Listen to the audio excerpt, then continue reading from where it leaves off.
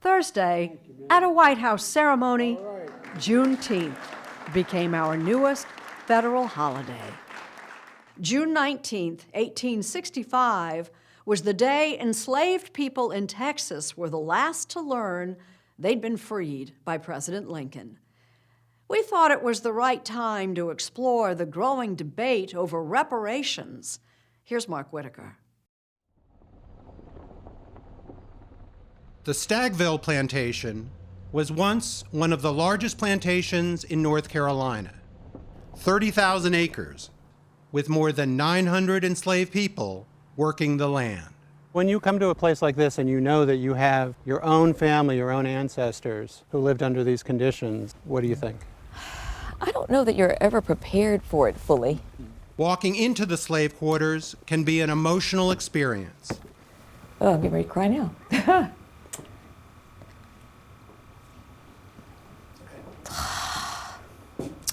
Didn't see that coming. Even for those all too familiar with history. I mean, it's just extraordinary to me. The kind of daily abuse, not having control of your life, not being able to control and educate and nurture your own children. I just can't imagine what that was like.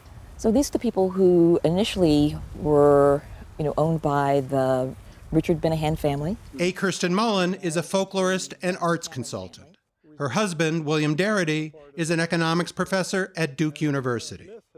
They say when President Lincoln issued the Emancipation Proclamation in 1863, ending slavery, those newly freed were left with nothing. The former slaveholders were back in control of the properties that they previously had held. And that meant that at a location like Stagville, the land was not distributed to the folks who had worked here. The federal government famously promised those formerly enslaved 40 acres and a mule. That promise was broken, as were many more to come. Mullen and Darity have become leading voices for the argument that, to this day, this country owes a debt to Black Americans, reparations.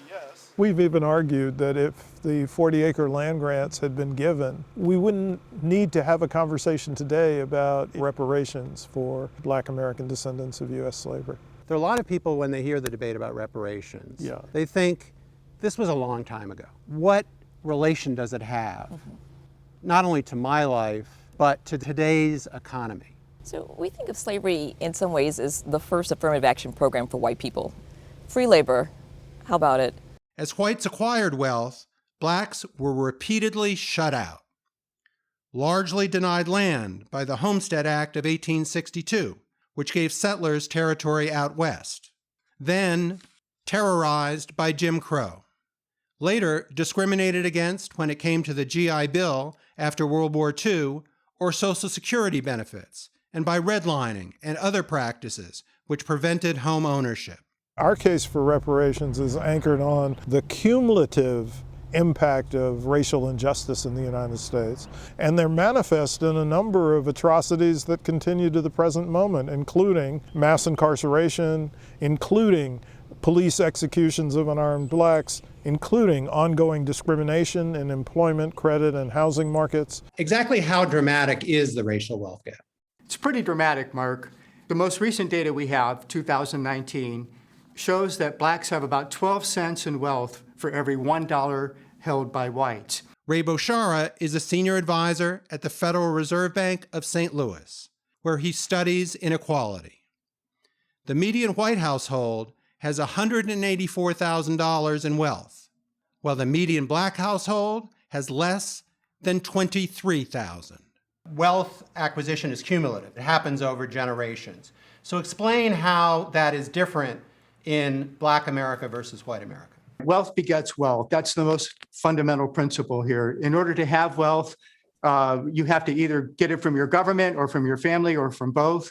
And the difference is this: our government over the course of several centuries was very active in determining who gets to build wealth and who does not. Black Americans, particularly those who have ancestors who were enslaved in the United States, constitute about 12% of the nation's population, but possess less than 2% of the nation's wealth. This leads us into what we think is the appropriate target for a reparations project, which is to bring the black share of wealth into consistency with the black share of the population. And we estimate that this would require an expenditure somewhere in the vicinity of $11 to $12 trillion. That's more than twice the entire current federal budget, and Darity estimates it would come to just under $300,000 paid to every eligible black person in the country. It's a big, big price tag, and polling this year shows almost 2/3 of Americans aren't buying. One of the great accomplishments of the civil rights movement was to get the government to stop picking winners and losers based on race. Reparations would be a step back in that direction. It would be a step backwards. Jason Riley is a senior fellow at the Manhattan Institute. He looks back to the anti-poverty programs more than 50 years ago under President Lyndon Johnson. We've tried this before. What was the Great Society? If simply redistributing wealth addressed inequality or addressed poverty, we would have solved those things a long time ago. For the last 3 decades, a bill has been introduced in Congress every year to form a commission to study reparations.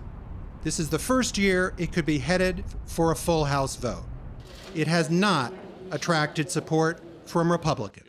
I don't think reparations for something that happened 150 years ago for whom none of us currently living are responsible is a good idea.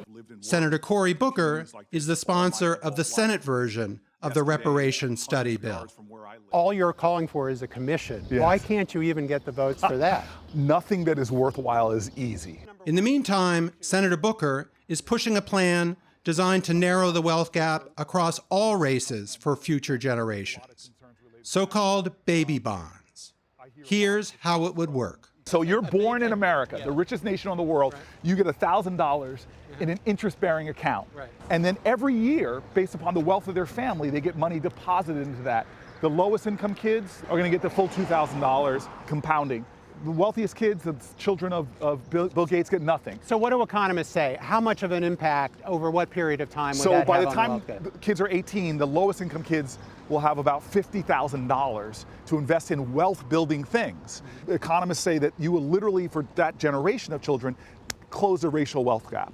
We do ourselves no favors by pretending none of this ever happened. President Biden has indicated his support for a reparations commission. But meanwhile, his administration is working on several tracks, announcing programs aimed specifically at Black Americans, including Black farmers and business owners, but also anti-poverty programs that are race neutral. President Biden went further than any president has ever gone in talking about the racial wealth gap and its historical roots. But he didn't mention the word reparations. Why not? Well, I think the president has said since day one that one of the things that he wanted to do as a priority was to tackle systemic racism and barriers and address the wealth gap. And we're doing it. Cedric Richmond is a senior advisor to the president. How long will it take for the proposals that you're talking about to actually have the effect of allowing Black families to pass on wealth to their children and grandchildren? Well, I think the first thing you have to do is decrease poverty right now. Continue to invest in education, prevent discrimination in home ownership and access to capital. And we think that that is the first meaningful step so that this generation will have the wealth to pass down to the next generation. Or maybe the solution to the racial wealth gap is all of the above. Ray Boshara of the St. Louis Fed. It's what do you do looking back? What do you do ongoing right now? And then how do you look forward? And you have to really be working in all three of those areas if you want to make a meaningful dent in the racial wealth gap.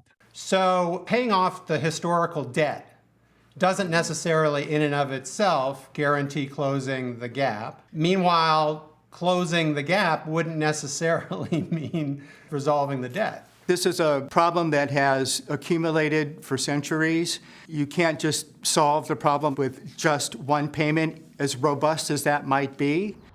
There's the financial reckoning, but also a moral reckoning. Call it reparations or not, Senator Cory Booker believes it's more than a matter of dollars and cents. We are a nation that is still suffering self-inflicted wounds because we have not dealt with that original sin of slavery and how it still affects us today. It is to all of our self-interest to get at this.